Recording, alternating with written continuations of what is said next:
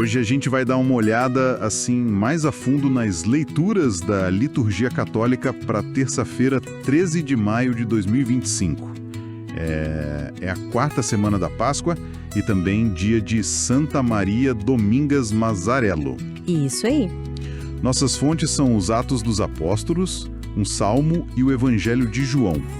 A ideia é tentar entender, a mensagem principal que esses textos trazem juntos. Uhum. Bom, temos aqui uns trechos que falam do comecinho da expansão da fé cristã e também a figura de Jesus como pastor. Parece que tem, sim, uma conexão forte entre eles, será? Ah, com certeza. As leituras de hoje, elas conversam muito entre si. Elas convidam a gente a pensar sobre a natureza universal da mensagem cristã e também sobre a segurança que a gente encontra na relação com Cristo. Vamos explorar como esses temas se desenvolvem. Legal. Começando então com Atos dos Apóstolos, capítulo 11. E logo de cara, tem algo curioso, né?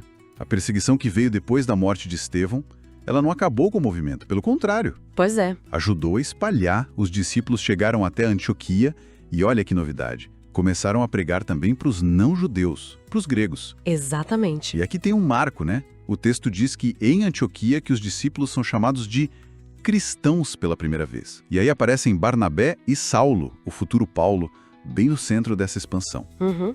O fascinante aqui é ver justamente o nascimento dessa identidade cristã, sabe? Para além das fronteiras judaicas. A perseguição, paradoxalmente, ela impulsiona a missão. Que coisa, né? Mostra que a igreja, desde o início mesmo, ela tem essa vocação para ser universal, sabe? Para alcançar todos os povos, sem se limitar a uma etnia, a uma cultura. E Antioquia se torna, assim, um centro missionário fundamental nesse processo. Entendi.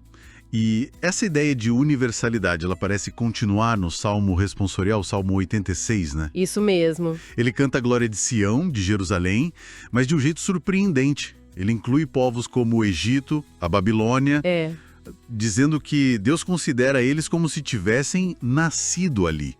Isso é... Poxa, muito forte para a época, imagino. É muito forte, muito radical. O Salmo aqui, ele não só responde, mas ele amplifica a ideia da leitura.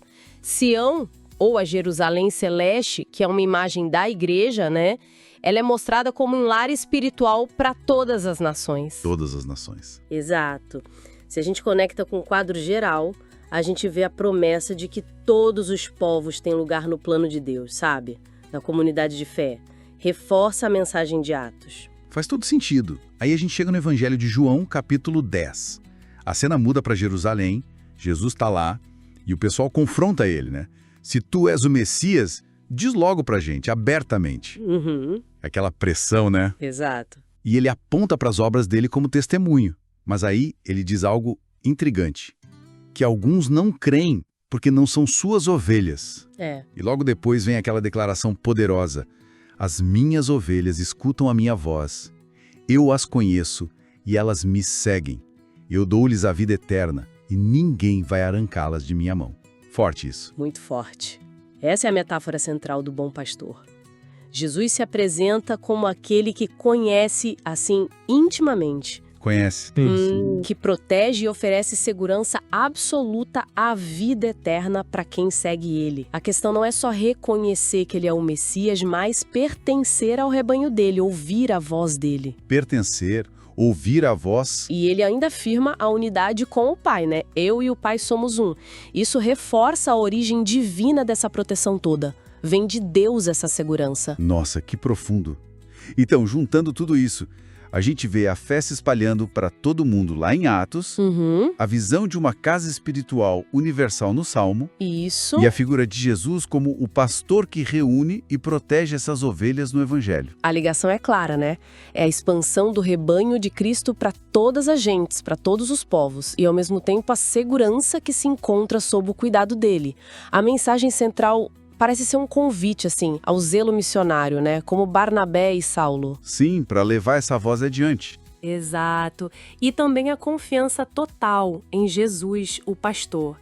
E a viver essa identidade cristã de forma autêntica, É a imagem daquele rebanho único com um só pastor, mas que se abre para acolher todo mundo.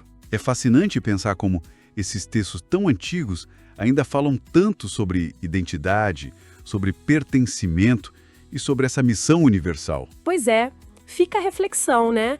Como essa ideia de um rebanho universal que rompe barreiras ressoa hoje, no mundo que a gente vê tão diverso, mas às vezes tão dividido. Verdade. E também como é que a gente reconhece a voz do pastor hoje, no meio de tantos outros chamados, tantas vozes. É um bom ponto. Algo pra gente pensar, né? Como aguçar essa escuta? Fica aí a provocação para quem nos ouve.